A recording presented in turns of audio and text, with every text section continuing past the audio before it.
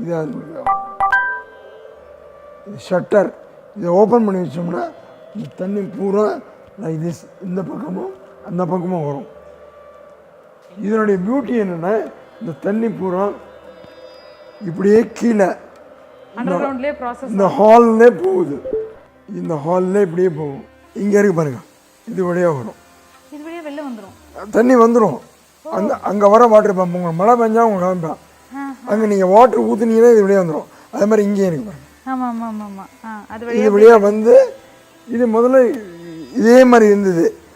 இது பின்னாடி நம்ம கன்வெர்ட் பண்ணோம், ஏன்னா தண்ணி ரொம்ப நிரம்பிதுன்னு. இது இப்படி தனியாக அங்கிட்டு போகிற மாதிரி. இது அவுட்ரு வேறு, இதனுடைய அவுட்ரு வேறு. இது வந்து ரெயின் வாட்டர் ஹார்வெஸ்டிங், நல்ல வாட்டருக்காக பின்னாடி காமிக்கிறோம். இந்த வாட்ரு பூரா வந்து மழையில் எல்லாம் கீழே வாட்ரு அப்படியே